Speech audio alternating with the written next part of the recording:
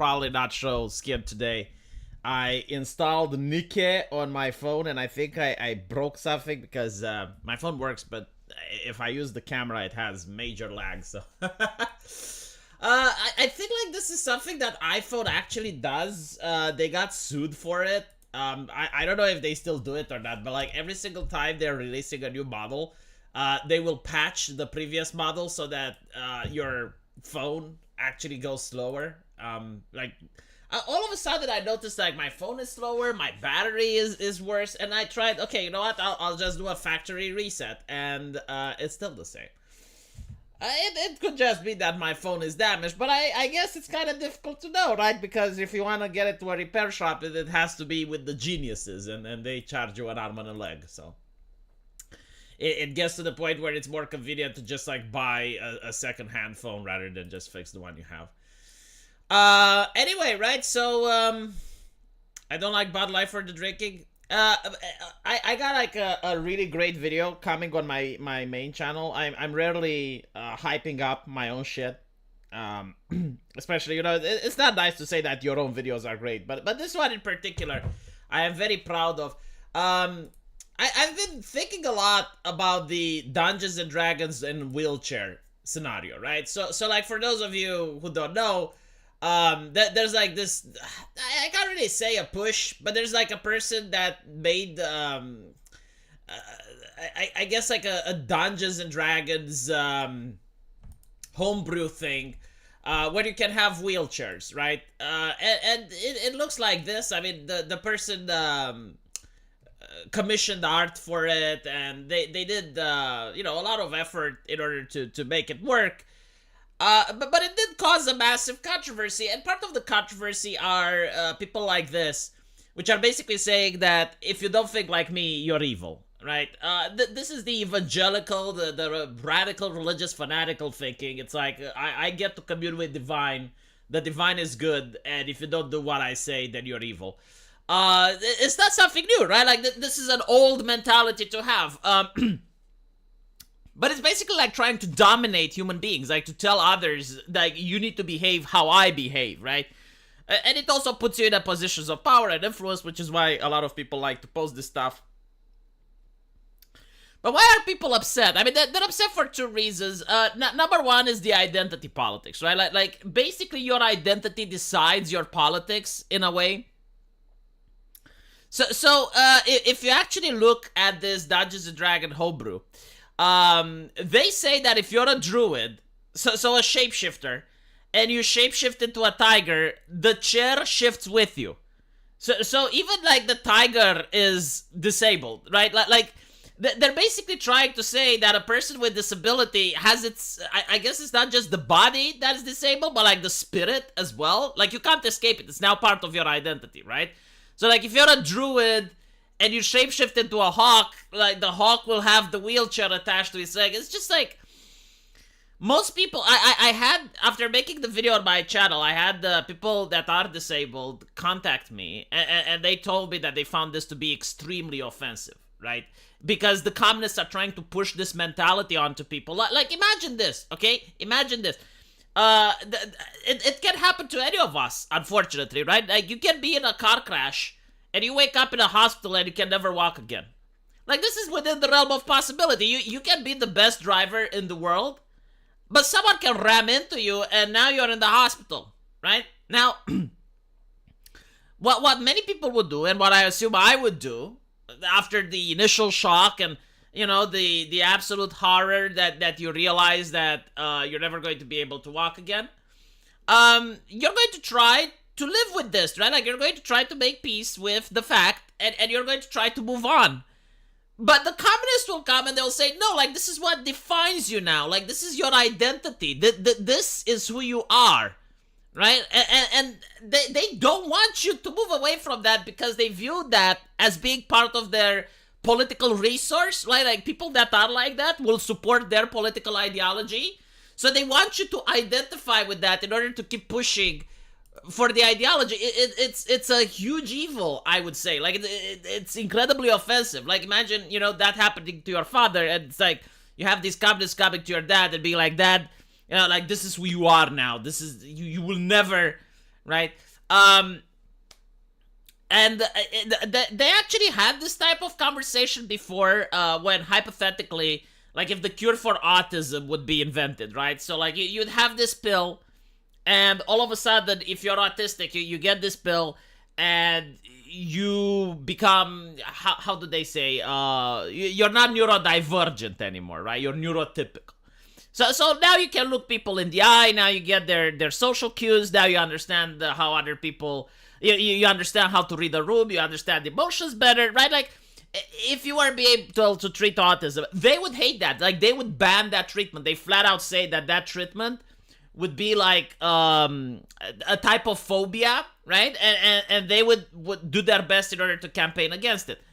And I was thinking, like, it's the same with this situation with the disabilities. They would like if you have like a scene like in Breaking Bad, right? So in Breaking Bad, Hank gets shot, and after getting shot, he is he's unable to walk, right? Like, he's paralyzed, waist down.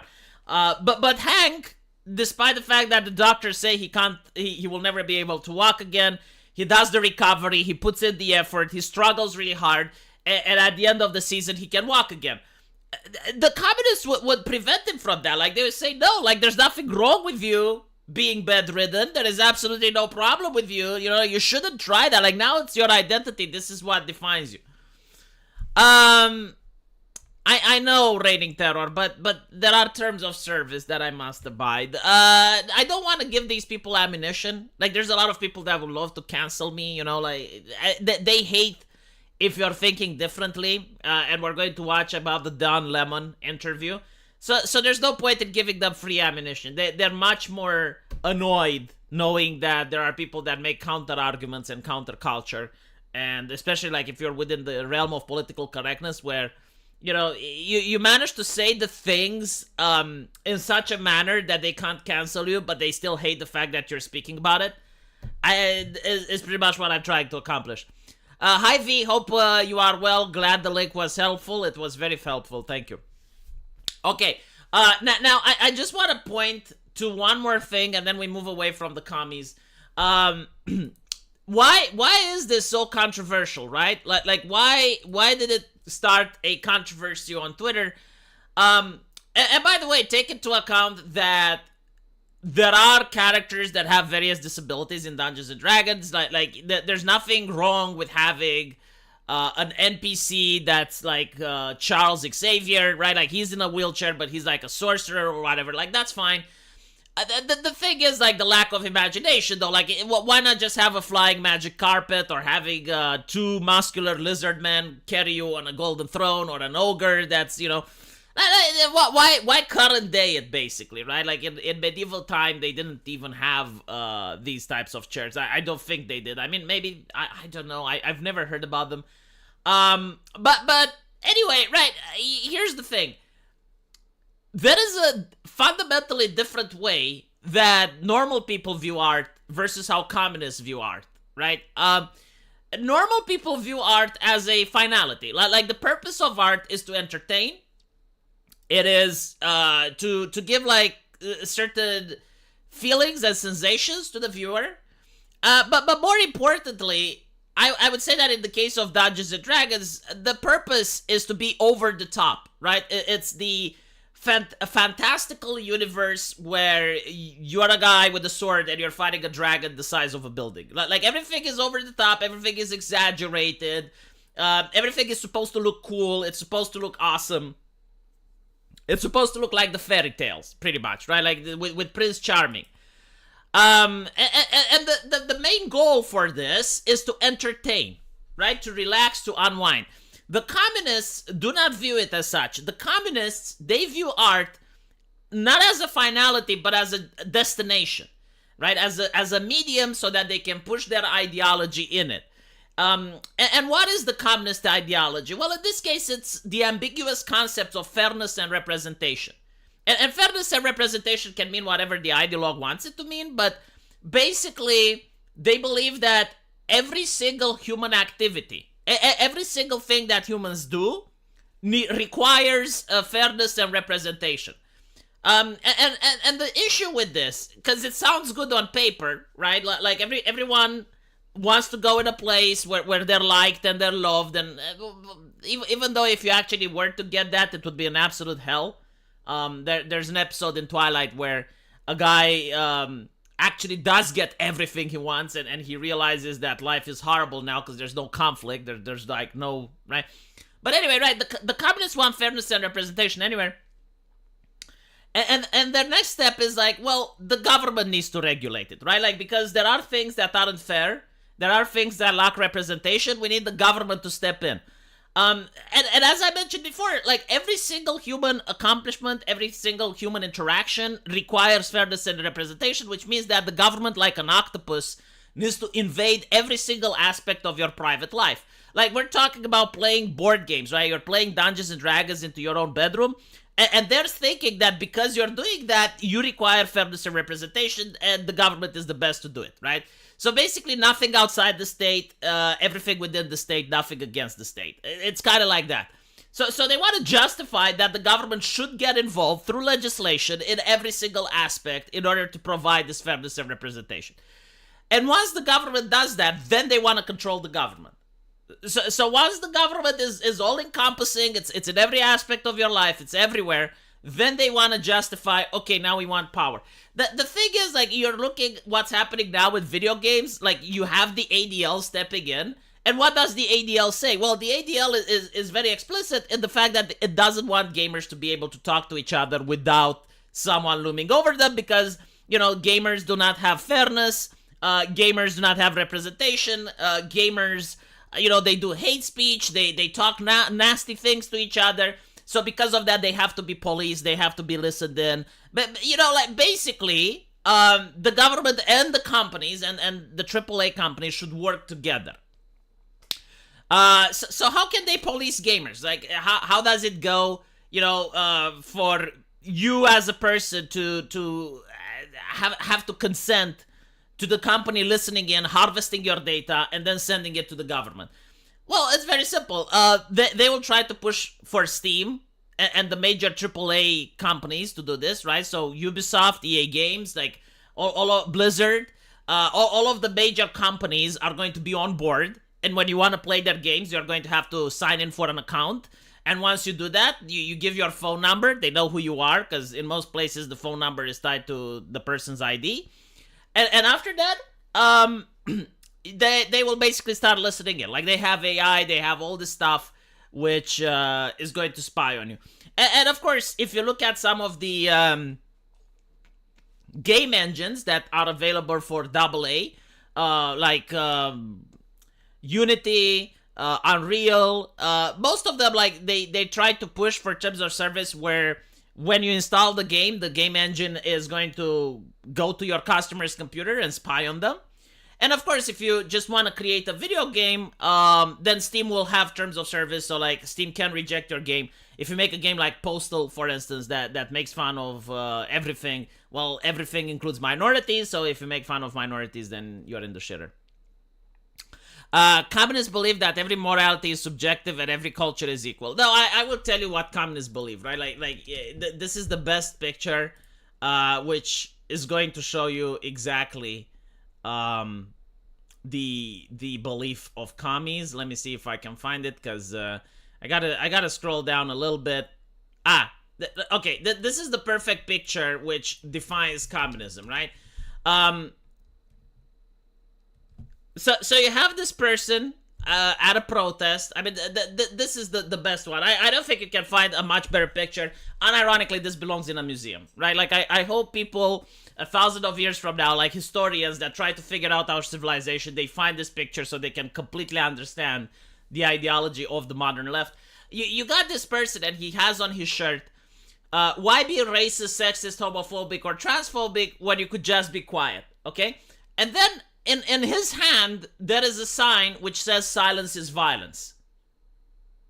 Now, this individual made the choice in picking this particular sign and that particular shirt. And the chances are he didn't even stop to read or think about them. Like the way you get to this level is not that the person is an imbecile. or anything like that. It's not that he doesn't understand. Like, if you were to sit him down and you point out this hypocrisy, and there would be none of his friends around, he would probably have some reflection. The reason he is like this is that he has been indoctrinated to please the group. Like, he has been indoctrinated. It's like, if you want your friends, you need to say the correct things. You need to behave in the correct manner, right? It's going back to the wheelchair guy, which said, if you do not think this way, you're an evil person. So basically, he may even know that what he is doing is bad. He may not even care about the march. He may just go out there for the sake of being out there. He may be a paid protester. We don't fucking know. But like, what is true, and I do know this, is that he has to behave in this way. He is like a slave to the ideology. He has been chained. He has been shackled. Okay, like he has to do these things if he wants to maintain his social status, if he wants to maintain his circle of friendship, if he wants to maintain his way of life. He is compelled. He is forced. He is not a man. He is now a slave to this ideology that he is part of. And the moment he would have the smallest deviation, the moment he would refuse to participate, refuse to go with the groups, all of his friends are going to leave him. He's going to find it very difficult to get a job amongst these individuals, right, among this community. He is going to find it very difficult to be invited at parties or have any type of relationships. So he has to do these performative gestures that he himself doesn't believe in, because, as you can see, there is this dissonance between the two messages that he himself has picked. So to go back to what communists think about obedience. Like, they are told how to think, usually from the academia or the institutions, and they obey. It doesn't matter if it's contradictory. It doesn't matter if it's illogical. It doesn't matter if it makes sense or not. Most of the communist propaganda is there to humiliate and to break you as a person, right? So, like, if you look at the communist propaganda of old, so we go to Soviet Union propaganda for farmers, right? And you had these almost everywhere. This one, for instance, Jesus, I can't show this one. This is racist. God damn it, my God, like, I didn't know that the Soviets used to have so many racist propaganda stuff, or filled with violence. Alright, like, woman picking cotton. Okay, woman picking cotton, this is not racist, is it? Is it okay to show? I will not show women picking cotton. I will show this one. This is what was on a stamp. So, this particular one, take into account that this was during a massive famine, right? And all of the propaganda, like, showed bountiful harvest, right? Like, everywhere there's grain, everyone is happy. Everyone is working on the agriculture, but when you went to the market, there was nothing, right? So people were starving to death. Most communist places had famines. Why do they do this? It's to humiliate you, right? Because you have to say that there are record harvests, that everything is bountiful. You are forced to say this, despite the fact that the world around you, that reality was showing that no, it's a famine. You had to say that no, everyone is happy, everything is good, everything is amazing, the dear leader is great, right? And the purpose was to break you, to force you to lie, to make you not even start. I mean, most people knew that it's bullshit, right? But the thing was, like, you also knew that your neighbor didn't say the bullshit, and your neighbor got arrested, or your neighbor got fired, or he had his land taken away, like, bad things happened to him. And the thing is, like, you don't want bad things to happen to yourself, right? You want to continue your life. You want to just take care of your kids and be with your family and be happy, you know, and mind your own business. So you had to lie. You like, this is what communism is about. It's not about, like, what you're saying. Oh, they believe everything is subjective, and they can believe literally what the fuck ever you want them to believe. They can believe one day that we need to stay home and stay safe to protect grandma, and the next day you need to go to war in order to protect Ukraine. Like today, it's if only we can save one life. Tomorrow, if only we can take down Putin. You know, like, it doesn't really matter what they believe. You can train them to believe literally anything. The purpose is to indoctrinate people, to make them slaves, to make them so that they just follow orders. and to allow the government in every single aspect of their lives, because that's the only way you can get fairness. I wonder how much cannibalism there was in the Soviet Union. Well, many places that had famine also have cannibalism, right? Like people do become quite dangerous when they're starving. And I mean, my grandmother, she lived in Basra Arabia. She told me a little bit about the famine there. It happened with, again, the Soviet Union just went in, and cannibalism. The Red Army took all the grain, took all the livestock. It surrounded the village, and it would shoot anyone that tried to escape.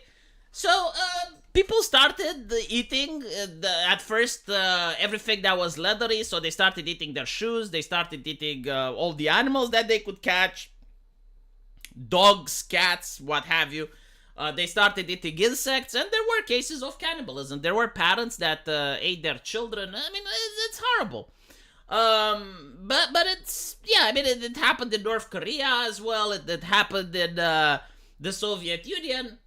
Apparently, it's happening in Haiti now, but for other reasons. They're more cultural rather than you know, like these ones were done out of a necessity. The other ones, they were done out of cultural reasons, mystical reasons. Yeah, but the thing is, and this is what I love the most, is that you have all of these journalists say that Europeans don't eat the bugs because we believe that the bugs are unclean, right? So this is just like superstitious belief that the Europeans have. And the journalists would then say that the bugs are very tasty, and of course. But the thing is, like, there are people that have eaten bugs, right? Like during times of famine, people have eaten insects. And do you know what happened when the famine left? Right? The moment the famine went away, they started eating normal food. It's because, like, no, insects aren't, I mean, they do provide some nutrition, but obviously they're not as good as pork. And on top of that, they're not healthy, right? So, no, like Europeans have eaten insects. It's not something that never happened. Like during times of famine, during times of woes, people, in order to survive, do all sorts of things. A good example is during Mao's China Revolution. Yeah. Like in the Mao's China Revolution, the Great Leap Forward, there were acts of cannibalism as well. The Holodomor was a famine that no one talks about. It is very discussed here, especially in Ukraine. This is like one of the reasons that the Ukrainians are standing up to the Russians. Like if you looked at Crimea, the first time the Russians came into Crimea, the Ukrainians put up no resistance. The Russians just steamrolled over there. But now the people are fighting, and take into account, like a lot of people say, well, Zelensky, America, puppets. Yeah, but like if the local population wouldn't want to fight, they would just surrender.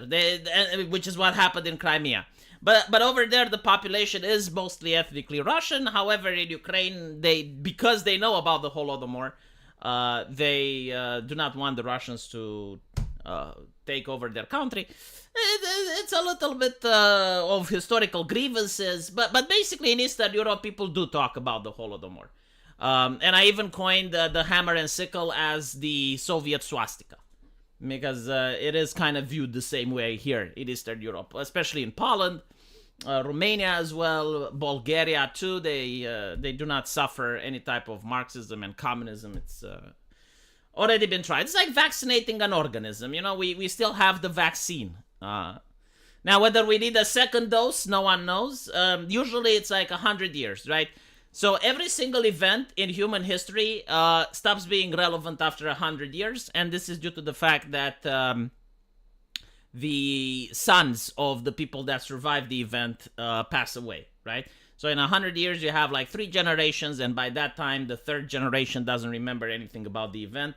And nor do they care. I mean, it's like reading what the Roman Empire did. It's like, maybe it did do some atrocities, but it's so long ago that we never experienced it. So, yeah, I mean, Genghis Khan, killed an entire city. It's like, okay, well, I guess Genghis Khan was a bad man. Like, what can you say? You weren't there, you weren't associated. So, like, the more in the past the event is, the more people are less likely to talk about it and bring it up. World War One, right? Like no one talks about World War One and the atrocities anymore. People focus on World War Two. And as time is going to move forward, as more than 100 years are going to pass, people are going to stop talking about that as well. Like, I find it difficult to believe that our grandkids are still going to talk about the issues that we are concerned of. Our grandkids are going to have their own issues that they're going to experience. But anyway, right, if the population doesn't want to fight, they won't fight very much. Well, didn't it happen in Iraq? Didn't it happen in Afghanistan? Like, I think Afghanistan is a great example, right? You have the American army going there and training the Afghanistan army. And what happens when the Taliban's come? Well, all the Afghanistan is surrender. Right? No one fires a shot. And they have very strong women as well. Like the University of Kabul was very renowned for training strong, independent women. You had like all of these articles that I remember from The Guardian. It's like female Afghanistani finally are emancipated and now they're strong as the men. And then look at them, like the military is filled with women and blah, blah, blah. Not one of them fired a single shot. So, unironically, if you look at human history, the morale is very important for every army. And if you have an army with no morale that literally has no reason to fight, they will not fight. It's simple as. There have been many cases where nations have been steamrolled over, even though if they were to fight, they may have a chance of winning.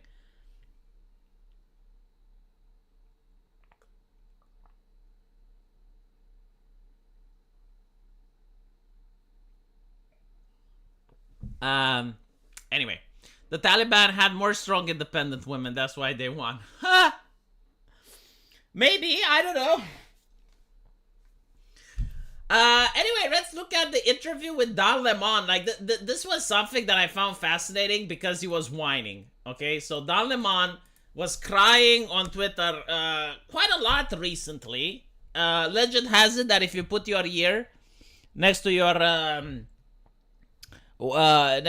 Wi-Fi device, you can hear Don Lemon crying. So the first thing that he cried is that Elon Musk didn't want him to have a show on X, which is interesting because you look at why Elon Musk didn't want Don Lemon to have a show on X, right? Because the way he presents it is that I guess like Elon Musk doesn't like leftists, right? So he will allow Tucker Carlson to have a show. He will allow all these other right-wing pundits to have a show, but like Don Lemon is no. And then it's made apparent why that is. So Don Lemon wanted a private jet, despite the global warming thing. He wanted quite a large sum of money. A ridiculous amount. Now I don't know how much a CNN journalist is worth. Maybe that sum of money wasn't that much. You know, maybe it's actually what someone like Don Lemon is worth. But he also wanted stakes in Twitter, like percentages from the shares. I think. Like there was an entire list of package, like completely absurd. He wanted to be able to decide policy when it comes to the news on Twitter.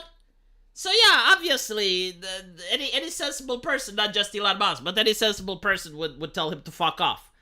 Basically, what he did was, and this is my take, it's like when you don't want someone, but when you don't want to refuse someone, you just make an ask that is so ridiculous to the point where the person is going to be forced to say no, or in the very unlikely event that they say yes, you win because the ask is, you know, it's kind of like, hey, do you want to sell your dog? And you go like, yes, $100,000. And you know, like no one is going to say yes to that. But in the unlikely event that someone will say yes, well, I guess you have $100,000. So, it's kind of like that, right? Now, he went around crying, and he said that his interview with Elon Musk got suppressed on Twitter, which is not the case because on YouTube he has even less viewers. So, no, I like the fact that Don Lemon thinks that he is the main character of his own story, but he isn't. Who is Don Lemon? Oh, I'm pretty sure you may have heard of him. Just Google Don and Lemon, CNN, N-word, and you will see a picture of him, and I tell you that is not Photoshop, okay? Do it now. Google Don Lemon, N-word, CNN. Okay? If you don't believe me, just do it. It's beautiful. It is ushikushi. Let me see, hold on, okay? So Don Lemon, N-word, CNN. Let me see if it comes up in the, in the first, yeah. Okay, it is literally the first result. Literally the first result, I have managed to find it. Yeah, that is history, chat. That is, something that, the reason that I know it is that I was sitting one day at my computer and when I saw it, like, my jaw dropped. It was, I had to look, is it fake? AI wasn't invented yet at the time, right? So I was like, is it Photoshop? That's what I used to ask, but is it Photoshop? But no, it wasn't Photoshopped. It was literally Don Lemon on CNN, holding, that thing. Anyway. He is allowed to say it. He is black. No, if you work for CNN, you can't say it even if you're black. It's one of the few exceptions. Look, you need to know the code. Like, language is very complex nowadays, especially the English language. Like, sometimes you can say it, sometimes you can't. You need to know, right? Because you think, well, he was born correctly. He has the genome. He has the genetical ability to say, no, he works for CNN. It's the same thing if you become a police officer, right? So, like, even if you're black, but if you become a police officer, you can't say it. Anyway, right, let's look at the interview and I'll tell you why people aren't interested in it. Though, a digital chastity belt. Do you think that you believe that X and you have some responsibility to moderate hate speech on the platform? I think we have a responsibility to adhere to the law, and we have a responsibility to be transparent about when things are shown, why they're shown. Right? So within the first 20 seconds, everything is clear. We are supposed to be moving on.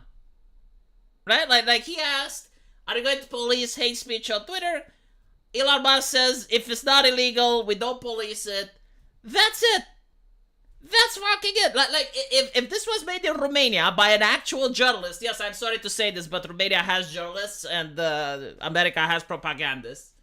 In Romania, what is the purpose of a journalist, right? It's to provide information that the viewer would want to hear. And the viewer would want to hear something insightful, like you're talking with the richest man on earth. He's got 3 businesses that are very impressive, right? Like he's sending rockets to space, and he's having one of the largest social media platforms, and he's making electric cars, right? Like you can ask him so many interesting things. And this is a good question, like hate speech on Twitter. Okay. But look how much he's going to be talking about. He's going to be talking about this for 7 minutes straight, and then he's going to wonder why no one wants to see his interview. He's making an issue, right? Like, this is how American press works. Like, it's not that people are interested in hate speech on Twitter. The press wants you to be interested about hate speech on Twitter. The press won't fucking let it go. Like, the internet had hate speech since its inception for several decades. No one died. There wasn't this great collapse. Like, people are more interested now in the fact that they can't pay their bills and there is economic downturn. Like, that is what people want to know. Why is there crime in my city, right? But Don Lemon wants you to care. Like, this is what he wants you to know. Why is it that there's hate speech on Twitter? So that's why we open source our algorithm. I think once you start going beyond the law, now you're putting it down on the scale. And we don't want to put out that on the scale. It doesn't concern you that hate speech has gone. Research shows that it's gone up on the platform. And again, like research shows, no, I don't fucking care what research shows. Like Twitter is the same Twitter, by the way. You say the N-word, you get zooked. I have seen people getting banned from search. I don't know where they're finding this hate speech, and they keep saying research shows.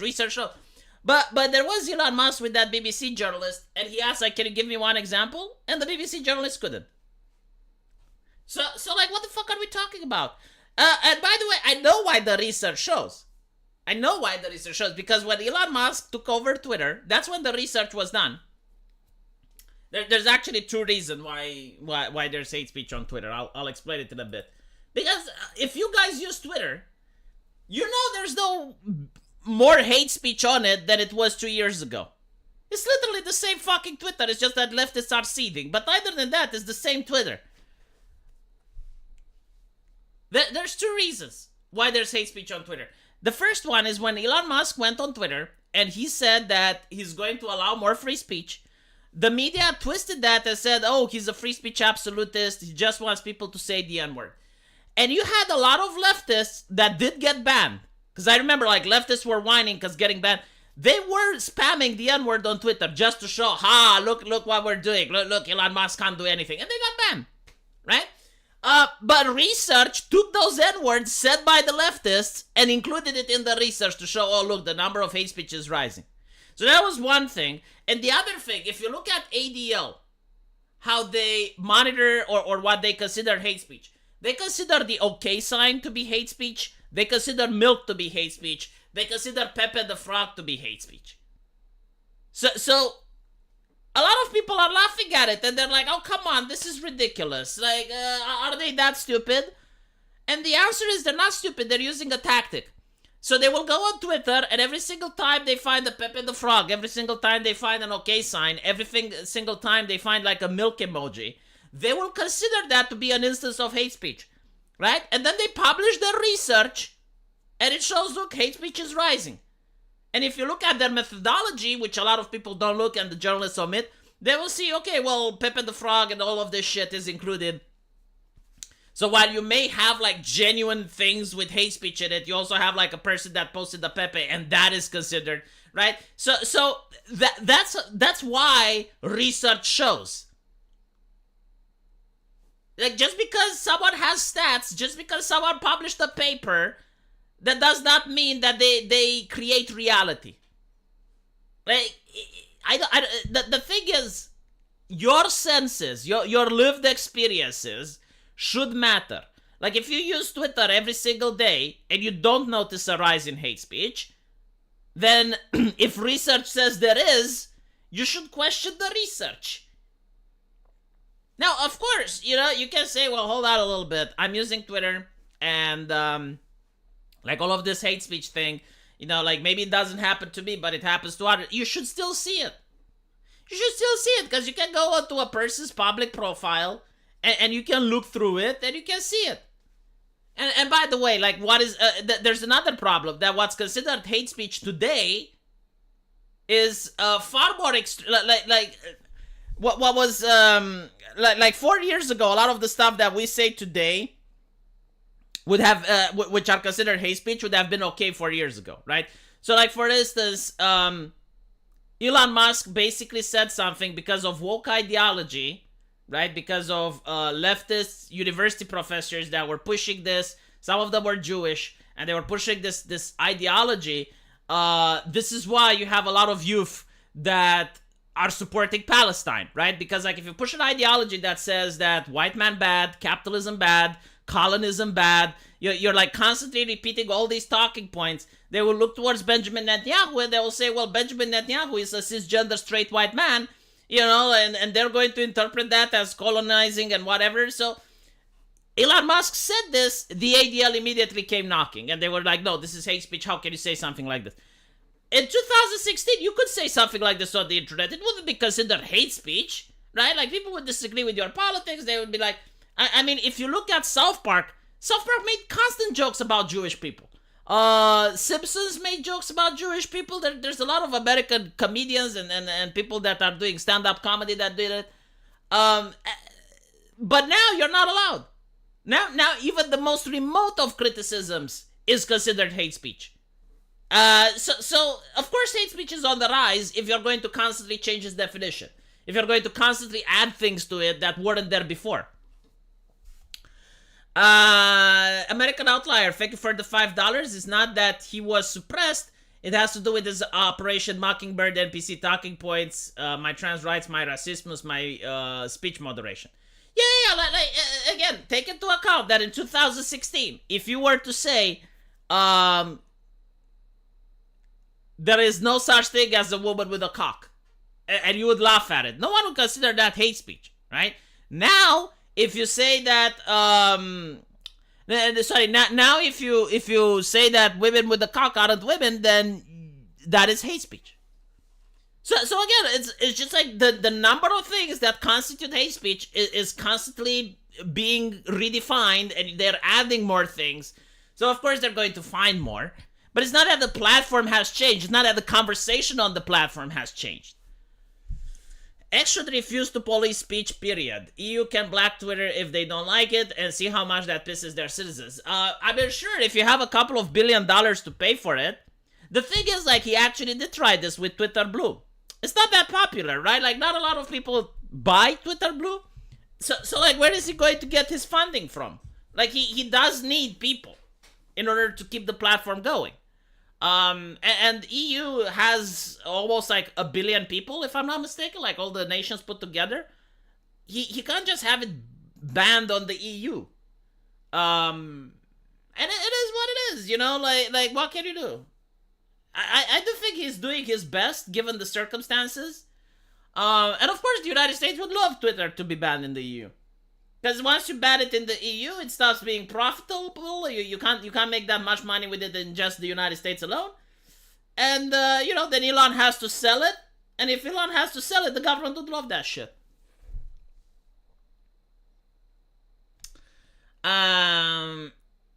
Your client, my honor, could have known what other users would reply to. Yeah, your honor, my client could not have known what the other users would reply to his end comments. Yeah, but like the person after the G, I think, right? The person after the G could have said, well, I was trying to type Nigeria. But anyway, right, let's go back to the interview. Since you took over, that's not concerning to you? I believe that is false. In fact, the research that I've seen says it went down. The study from the Institute of Strategic Dialogue found that anti-Semitic tweets doubled from June 22 to February 2023. One study reported that as many as 86% of the posts reported for hateful content remained up after being reported. Hate speech on the platform is up. So what they will typically do is they will count the number of posts, but not count the number of views. So what matters is, was that post given high visibility, or what did like one person see it? And if you look at the number of views of how many yeah, like that happens a lot with Twitter, and the algorithm actually says this. If you post something that's incredibly offensive, or you're posting slurs, or you're posting, harsh curse words, you'll get limited. Like your post will be in the bottom, and it will be like these posts are limited or something, and you need to click in order to see them. And if you interact with them, then your account gets limited as well, right? So basically, Elon is right. Like he is doing what he said he will. He said that speech that isn't illegal is going to be on the platform. Hate speech is legal, right? If you don't like it, ask your congressman to make it illegal. Oh, if there's a First Amendment, then convince enough people in America to repeal the First Amendment. I mean, it is possible. Americans have repealed parts of their constitutions before. Right? Like if everyone agrees with you, if you're making it sound, because this is what the press and the journalists do, like they try to make their issue sound as if everyone agrees with them, and if you disagree with them, then you're a fringe minority. And it's like, okay, well, if that's what you think, then change the Constitution. It is possible. You can repeal it. It has been done before. But anyway, right, so Elon is actually doing what he said. He's not removing stuff that's illegal and stuff that bothers the advertiser so much. He is suppressing it. He said so. Like he literally said so the moment he got Twitter. And Don Lemon just can't understand this. Times was hate content viewed on our platform, it is down substantially. Yeah. Well, that's not what the study shows. And you said you like transparency. I'm going to show you that. But he literally explained why the study is a problem, right? Like he literally explained, well, yeah, but like if the people that say it get like 1 or 2 views, then what's the problem, right? Like this is why I don't see it. I mean, it's possible if I make a new account If I make a new account on Twitter and I post like Mein Kampf verbatim, if no one sees it, then it's not going to get any traction. It's not, right? It's kind of like if you say the N-word in the woods and no one hears it, did you really say it? It's kind of like that. And this is what Elon said, and Daleman just can't understand it. He's like, well, but that's what the research says. Don, you can get a study that will tell you whatever you want. But these are just a handful of extremely, you look at those anti-Semitic and racist tropes and tweets, and as of this morning, they're still on X. And from your own content policy, these posts should have been deleted. So why haven't they been deleted? Why are they still there? Did you? We delete things if they are illegal. But these have been up there for a while. It's like asking Daleman, how would you feel if you haven't had breakfast yesterday? And Daleman, but I did have breakfast. But the interesting thing, right? Like, instead of this being an interview where you're trying to get some insight into the person and understand what he thinks, Daleman is acting like an inquisitor. Like, I generally expect that if we were to have a window into the past and see how the Inquisition behaved, right? And usually what the Inquisition would do is, if you had like a Jewish person that converted to Christianity or a Muslim person that converted to Christianity, they would get a lot of perks in Spanish society because it was like a two-tier system, right? Like if you're a Christian, you had access to more things in society. If you weren't, a lot of things were barred to you. And it was the purpose to persuade you to convert, right? Now, if you converted, the Inquisition was tasked to know if you actually converted or not. Like, are you for real? You know, so like if you're a Muslim and you converted, does he go to church? Does he take communion? Does he eat pork? Right? And imagine the situation where the Inquisitor is like taking this person, it's like, why aren't you eating pork? And he's like, well, I don't like the taste of it. It's like, but is that the case though? Like, have you even tried it once to know the taste? You know, it's kind of like that. Like it's like literally just forcing the guy to admit it's like your actions are immoral. And he's trying to like frustrate him to try and get him to say something bad so that he gets the soundbite to cancel him. That's what this is about. Like he wants the soundbite for the ADL. He's not doing the interview for the public. He's not doing a service for the audience. It's just like, can we have the soundbite so we can give it to media batters or the ADL? And then Daleman is upset that no one watches his shit. And it's like, well, you haven't made this interview for the public. I mean, the public already knows what Elon Musk's policy on Twitter is. If you don't like it, you can leave. If you like it, then remain. But like, there's no point in frustrating the man with shit that he already responded in other interviews. Like you managed to get 2 hours of his time, right? Like the richest man on earth. And that is the question that you're asking questions that literally every single one and every single other press outlet has asked. The questions that Elon has responded in the past. Like and when he tells you, instead of just accepting his answer, you keep repeating the question over and over again.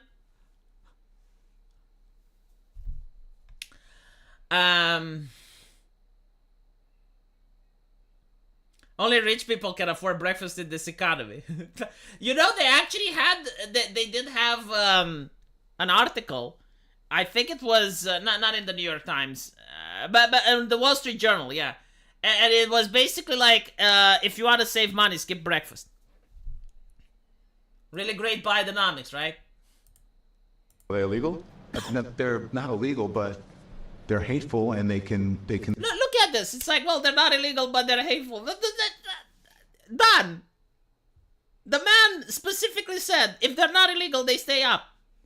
What the fuck do you not understand? What I understood.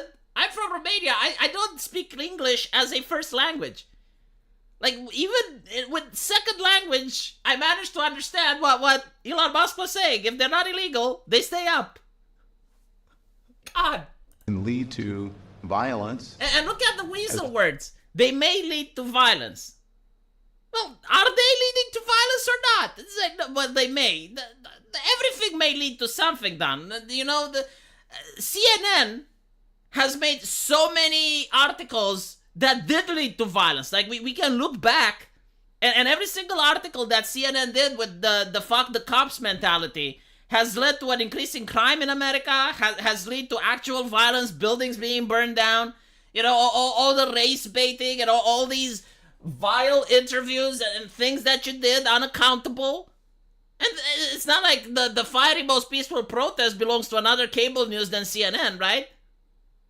But like, yeah, that we're concerned about Twitter because, well, Twitter may lead to violence. By the way, wasn't like CNN's own headquarters assaulted by the mob?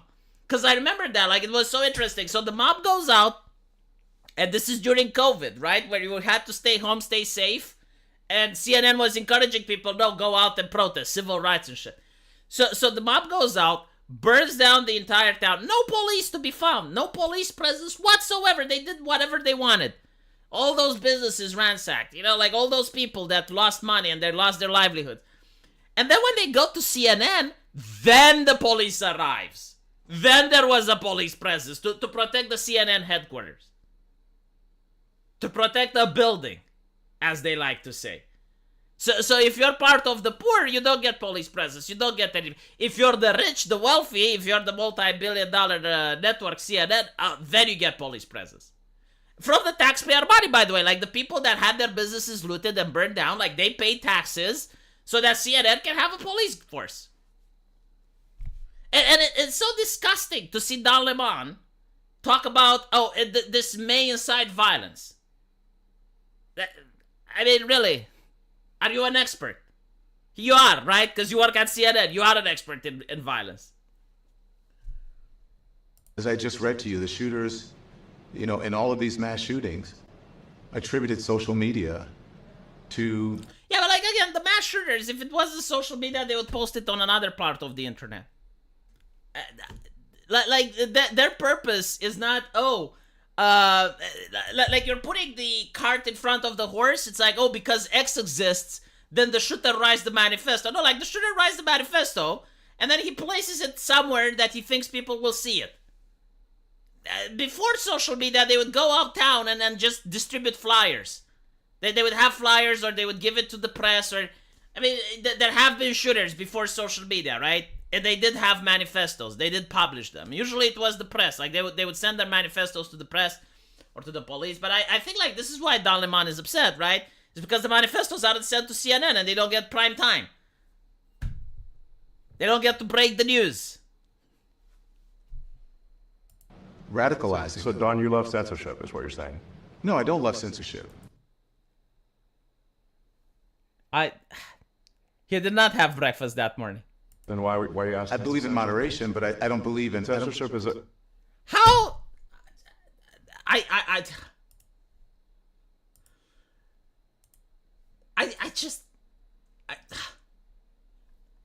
I'm trying to find words to have a smart comeback to that, but it's so difficult. It's like, I believe in moderation. I don't believe in censorship.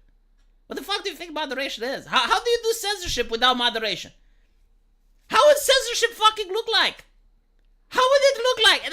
No, seriously, like, if anyone can tell me how you can do censorship without moderation, I may do the opposite. I will give you a super chat. I don't even know, like, how is Don Lemon thinking? Like, how did that sound in his head before he said it? Forgive him. Don hasn't had a software updated. This is the most bizarre interview ever. It's more interesting. It's almost like Don Lemon is being interviewed here, like getting into the mind of a CNN journalist. I don't believe in censorship. I believe in moderation. You know what it reminds me of? That picture that we watched at the beginning with the guy saying that if you're transphobic, homophobic, racist, just shut up. And then he was having a sign where it said "Silence is violence." That's Don Lemon right here. Literally, the ideology is literally why we went through that, right? Okay, in case you came a little bit late to the stream, I will try and find that again, so you guys can see and know what I'm talking about. But it's this gentleman right here. Right? Like, this is what Don Lemon just did. This is why I'm saying that this picture belongs in a museum. Everyone should see this picture. Why be racist, sexist, homophobic, or transphobic when you could be quiet? Silence is violence, right? I don't believe in censorship. I believe in moderation. It's like...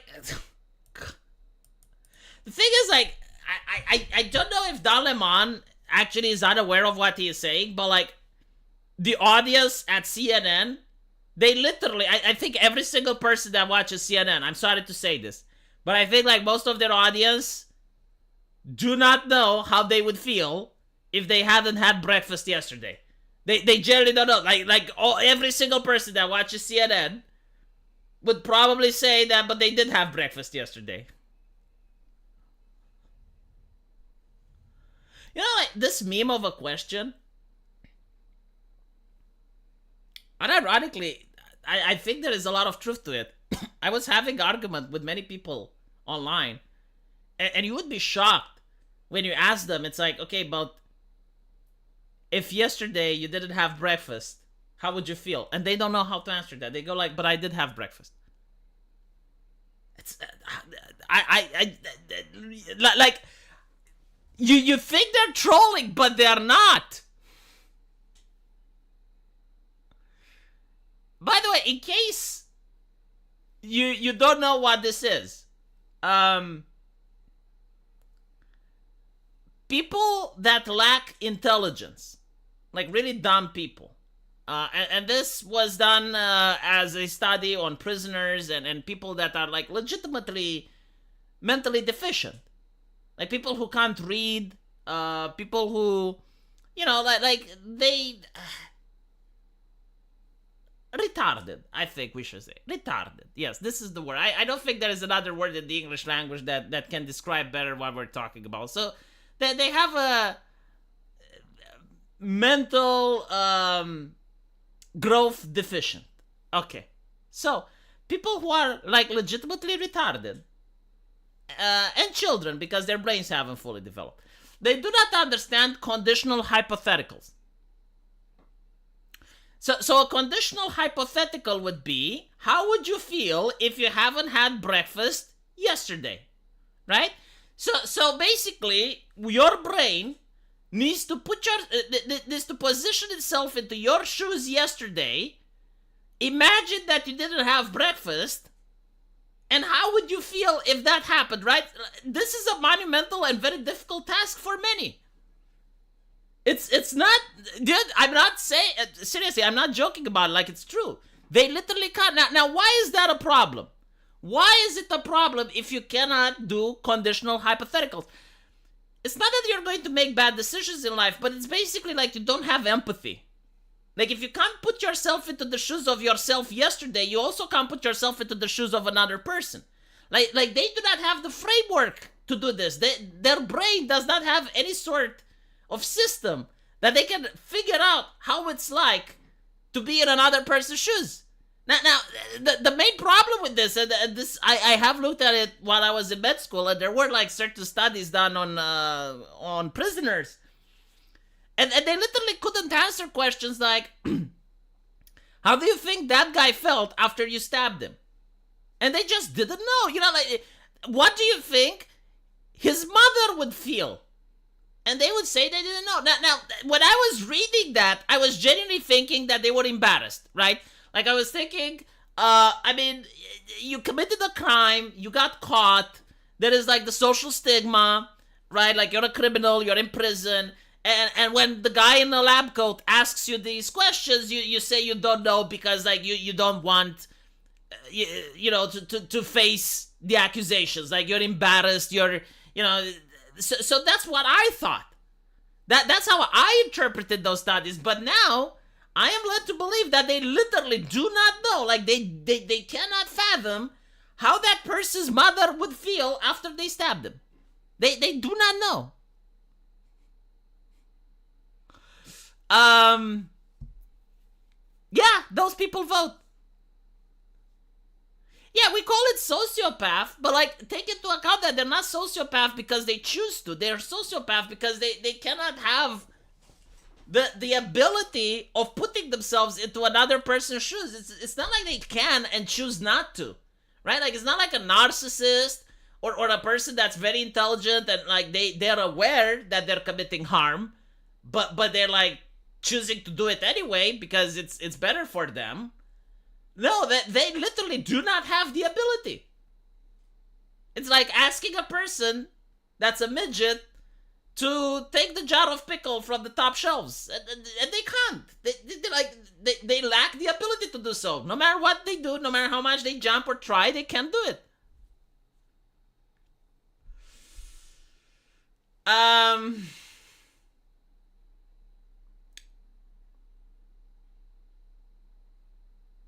Don Lemon provides a better example of not understanding conditional hypotheticals in the same interview. If you lower the standard for doctors, people could be hurt. Don, but that's not happening. But if you lower the standards, there is no evidence of that happening. Oh, fucking hell. Yeah. I don't know if Don doesn't understand it or he's just repeating the talking points. But there is a point in the interview where he's basically attacking Elon Musk for being against diversity, inclusivity, and equity. And Elon Musk basically says, if you lower the standards by having diversity, inclusivity, and equity, people will die, right? So like even minorities, yes, because minorities are part of the category, of the large category of people, right? So like even the people you claim to care about, minorities, are going to suffer if you lower the standard for doctors. Now Don Lemon goes like, well, we're not lowering the standards because, like, what, are you saying that black people are incompetent? And that's not what he was saying. Now Elon Musk doesn't do a good job explaining it because it's very easy to explain it. Diversity, inclusivity, and equity is nepotism. It's systemic, institutionalized nepotism. You're not hiring people based on their qualifications. You're hiring people based on how they are born. Right? They're not hiring, like for instance, when you talk about the news camera, they're not hiring black people from the ghettos. They're not hiring black people from the neighborhoods. They're still hiring from the respected families. They're still hiring from the cliques, from the circles, right? Now, when you have nepotism, this is what destroyed the Soviet Union's economy. This is like one of the main reasons. But it's pretty much like you need to put the boss's son in charge of the factory. Right? And if you complain and you're like, but why are we putting the boss's son? Then the answer is like, oh, so you don't think the boss's son is capable? You don't think he's good? You don't think he's qualified? I mean, he finished engineering school. But the thing is like the boss's son, when he finished engineering school, he had the boss pull all the strings for him. He was bribing teachers. He was trying to get him to pass exams. Right? So the boss's son, yeah, he's got an engineering degree. But he managed to go through school while he was partying and doing all of this shit. Didn't really care because he had the father that was constantly pushing him up. And now he's in charge of a factory.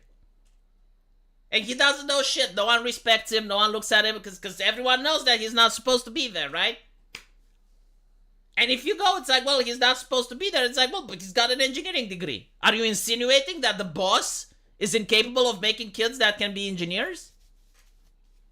The boss is part of the working class.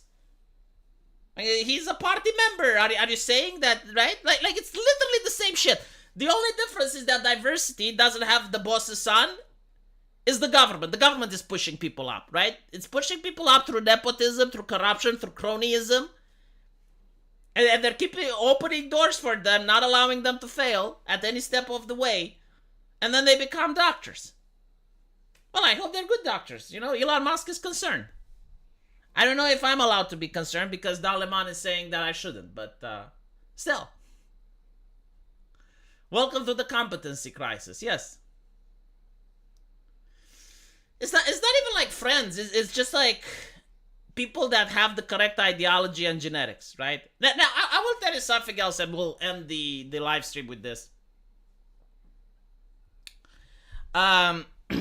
There used to be in America, but this was like only in the higher circles, right? So you didn't have this like with the lower classes. Like you had it in the Soviet Union, it was systemic. But in America, if you looked at the banking system and you looked at the politicians and the upper circles, there was indeed corruption. Like you had, if you weren't a Clinton, if you weren't a Bush, if you weren't part of the families, then you wouldn't get the position. Like, no matter how good you are, right? And it was indeed most built around fraternities. Like, you'd go into a university, and if you managed to get into a fraternity, then you pretty much had your life paved in front of you. Like, all the doors would open, everyone would respect you, right? Because now you're part of the fraternity, and that's how things worked in the United States. Now, if you looked at those people, yes, they were white and male, right? But it wasn't the way that the university leftists are describing, that it was like all white people or all. No, it was just like fraternity groups. All of them were white and male, right? Now you have feminism, and they're pushing for their diversity, and they're saying, women should have a chance. But it's the same shit. It's the same corruption. It's just that they included more people to the corrupt system, and they come from the sororities. Like all these HR diversity hags, they go to the same universities. They come from the same sororities. They promote each other, and all the shit that they didn't like the men doing, they're doing it now. They didn't change the system. They didn't break the wheel. They didn't create an alternative. They just wanted them to benefit. And the problem is, like, when it was a small group of people benefiting, it was bad as it was. But now it's like the group of people benefiting is a little bit larger. So they need to suck up more resources from the other people that don't play the game, that aren't into the club. So yeah, it's a big club and you ain't in it. Yeah, it used to be a small club. Now it grew a little bit. By the way, I've been playing Nikke. I gotta say, I expected the game to be to be more, how should I say it?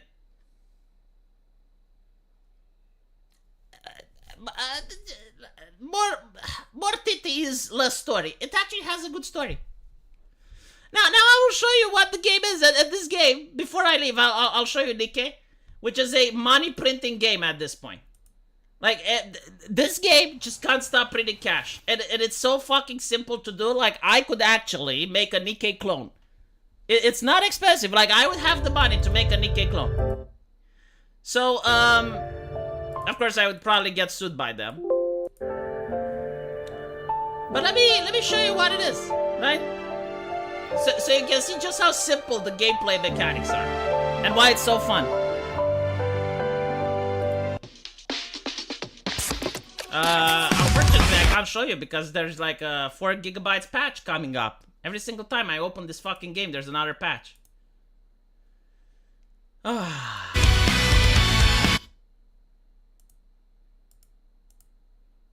American Outlier, thank you for the $50. If you look at most of the people that get into Ivy League schools today, most are made up of alumni and faculty member relatives. They had a small percent that got in through the merit, but SCOTUS skilled affirmative action, but the schools are doing workarounds. Yeah, it's pretty much what it is. I know you can't see it. It's patching. But it's literally the same stuff. Like, even when you look at affirmative action, it was still built around legacy. Like, if you are a kid in the ghetto and you want to get through affirmative action, chances are you wouldn't. It was still the rich kids from the families. Like, for example, the Barack Obamas and... Well, not Barack Obama. Like, he was way too rich for that. But, like, it was still, like, the families that were wealthy enough and well-connected that did manage to get their kids through the affirmative action. If you were just, like, some random bloke from the neighborhood... Yeah, good luck with that.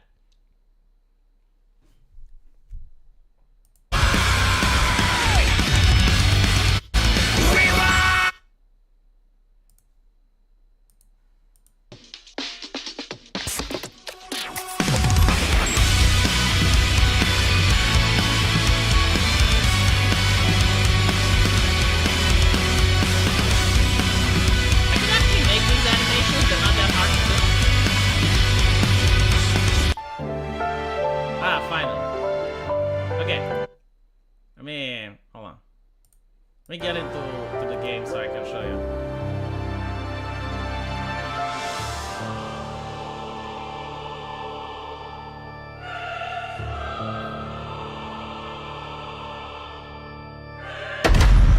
Goddess of Victory, Nikke.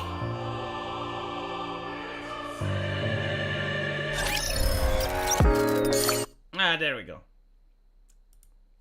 Look at it. How do I turn off the sound? Because I think it's turned loud.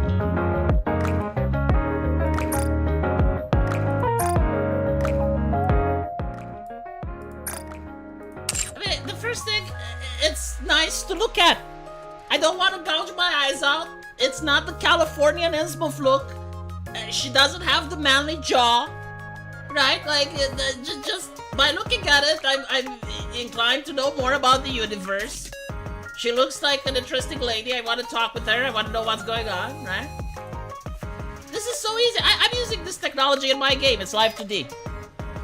To make one of these girls, I would say it costs anywhere between $700 to $2,000. And they're probably making in revenue over 100,000. From people buying them, right? Shut the fuck up. So you get your team of girls. There's like 200 girls in total, probably more. Some of them come from other anime. They come from ReZero. I seen 2B in here. So you basically, you have the gacha thing. Of course, it's like there is a little bit of like, I guess like a gambling system involved where you play the game, you get gems, and then you use the gems to buy a pack of 10 random girls. And if you get your girl, then that's fine. If not, you can keep playing until you get it.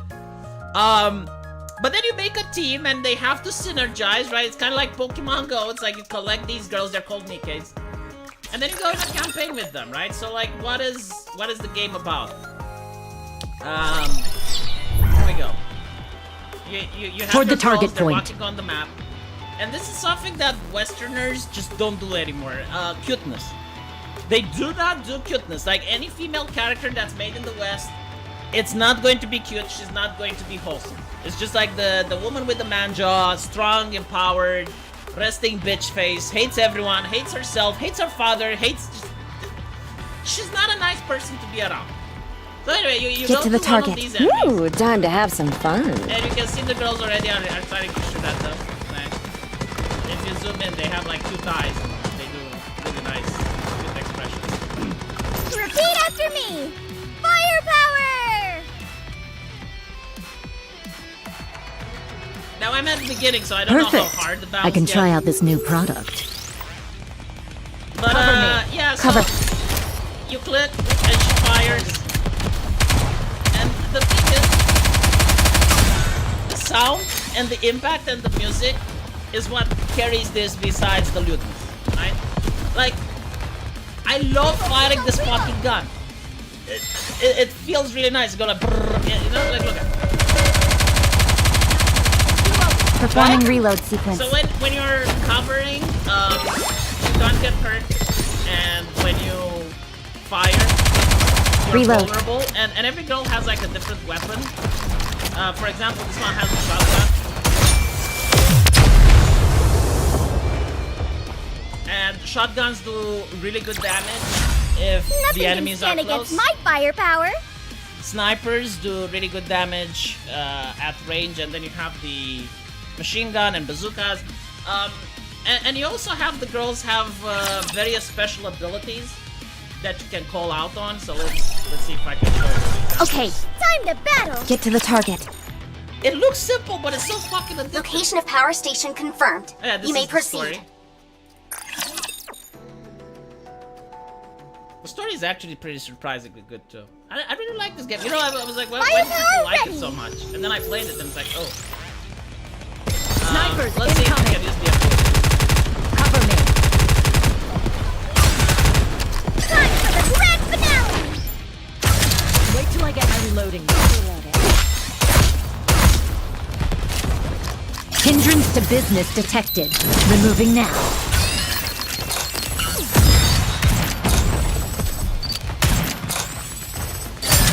Focus fire. Now, concentrate all attacks. It's hard to shoot. Snipers incoming.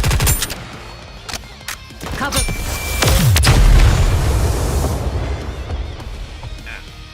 I'm not going to do a let's play of Nikke, but I was wondering, like, okay, everyone was like, this game, this phone game, is making millions of dollars, and I'm like, how the fuck? Why? Why is it making more money than AAA? And I'm not saying like it's making more money as in total gains, but return on investment, like to make this game, it's very cheap compared to the profits that you're making is insanely cheap. Again, like one of these girls probably costs around $700 to rig. It's not that difficult. You have an animation where she's standing forward and one animation where she's fighting, right? $700. That's it. And then you have that girl, and people are like, you're going to get revenues of hundreds of thousands of dollars with people trying to buy her. Like the profits are insane. Like the game is just printing money nonstop. And you know that you can say, oh, it's because of porn. And it's like, well, there's other games that have porn. Like there's actual porn games, first of all, and there's also video games that have lewdness, and they're not making as much money. And people will say, well, it's the gacha. It's the gacha because it's like it's got like gambling. There's other games that have gacha and they're not as profitable. So what I think is the thing that works here. All the girls have different personalities. They're wholesome. They're cute. They look good. They have the elements of lewdness. The story is amazing. The way the guns feel is great. Like when you fire the gun, it actually feels addictive. And there's different guns that have different properties. And then you have to have the strategy. It's like getting all these girls that have different abilities, and you have to get them to synergize. So it's got like the Pokemon Go element over there. And it's also the fact that you put items on them and you can customize them and you get like all this stuff.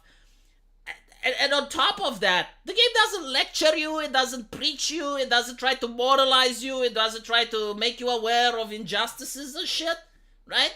It's just a fun game. You're playing it. It's fun. You play it on your phone. You're at the bus stop and you're waiting for the bus. You launch Nikke and you play it a little bit.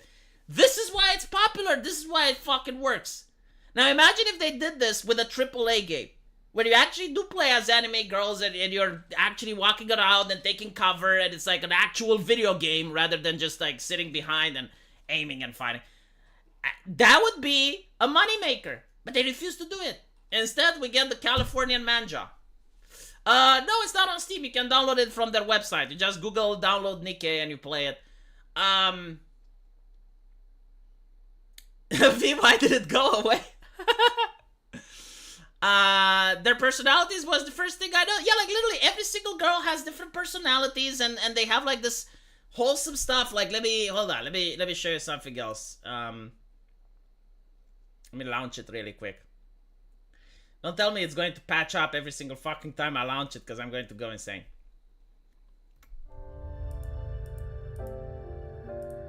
Actually, it does launch. Developer of Nikke is also the developer of Stellar Blade. I did not fucking know that. I'm not convinced it can really be called a game.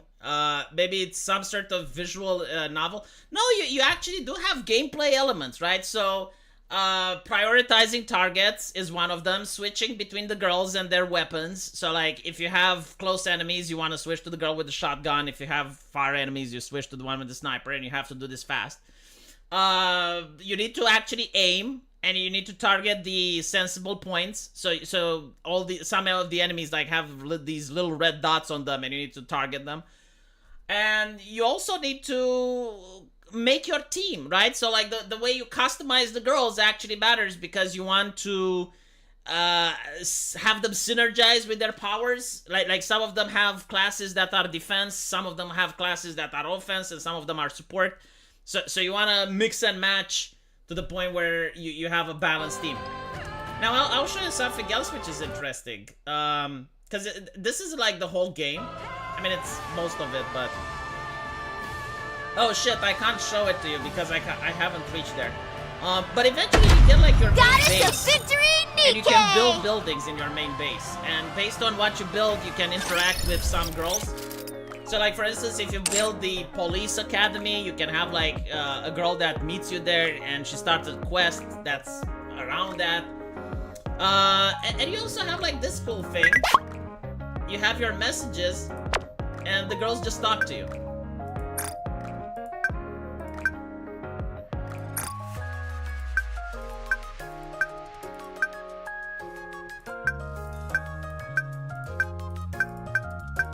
Oh, and you can also go on dates with the girls. And the dates are actually wholesome, they're not cringe like Cyberpunk, they're not cringe like Baldur's Gate where the purpose is to fuck them and that's it. Right? They don't transform in a bear and have sex with you.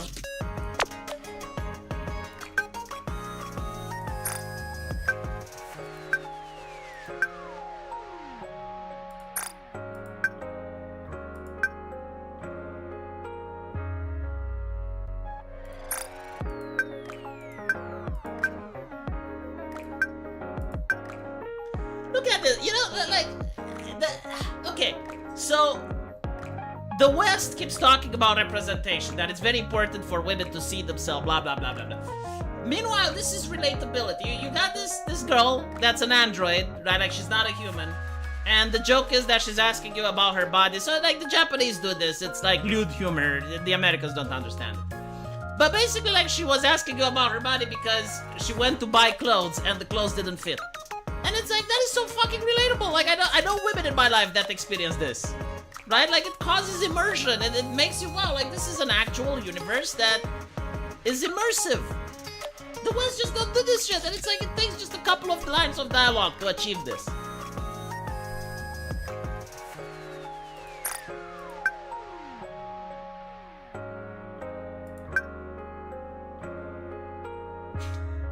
She said it into my face that I was a land whale.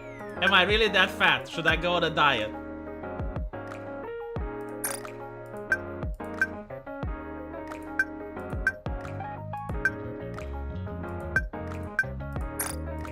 And the thing is, and this is hilarious, this is the girl, right? And my animator Rochan did say that she looks fat. Like, she didn't play the game, she doesn't know it, but she did say that she looks fat. And it's like, now in the game, you literally have that joke. Man, it's so saddening. Again, I don't think Nikke is good. I want people to understand. I do not think that this is a good video game. Like, this is a step back compared to the video games that I grew up with. But compared to everything that's today, compared to fucking Forspoken, chat, I would rather play this than Forspoken. I would rather give $200 to Nikke than to give a single cent to Forspoken.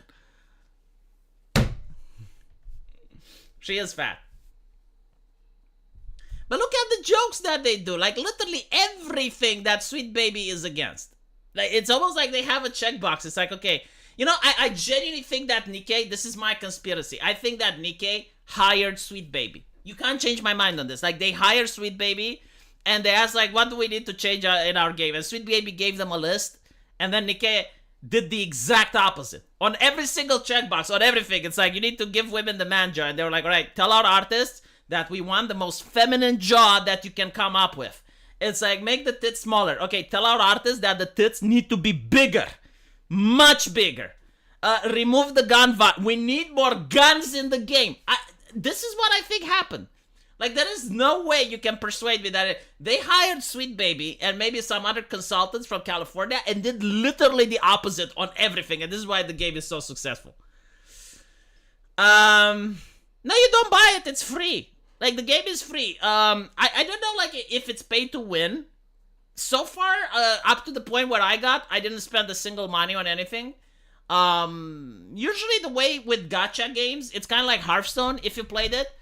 Like, theoretically, if you play a lot, you invest a lot of time in it, you can actually finish the game and you can actually be competitive. But usually you are incentivized, like, the game is trying to pressure you to invest money. But, you know, it depends how much money you want to spend. I mean, I think if you spend like $70 like you do for a AAA game, you can pretty much get all of the content to a certain point. I don't know. I generally don't, because I haven't spent any money. I do not encourage people to. But I did spend money on League of Legends. Like, how the fuck is that different? Or Overwatch or any other games.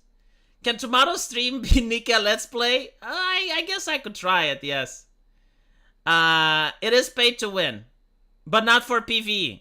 Well, if it's not for PvE, then I guess the story is really nice, so you guys can enjoy that story. Doing the opposite to Sweet Baby is easy. just appeal to the average man. Well, surprisingly, it has a lot of women playing as well. My wife likes this game. It's a fun game. It's not just like the tits and whatnot, but like the way it fires and the way the guns work and the way you have to act fast in order to like change from one character to another, and the fact that you can play it on your phone, right? So you're outside, you're waiting for the boss, or you're at work and you need to act busy. There's a lot of opportunities. Have I tried Genshin? No. My wife played Genshin. I bought a Teemo skin once. Once it was worth it and fun. Everyone loves Easter egg Teemo. Yeah, well. Again, I don't see the problem with it. It's like why people treat it as a cancer. Like, if you're addicted and you can't stop spending money on it, I would understand. But, I haven't spent a single dollar on it. The game is free. It's nice. Anyway, right, this is it. Hopefully you guys enjoyed it. I'm gonna upload the videos on my main channel now, so hopefully I'll see you guys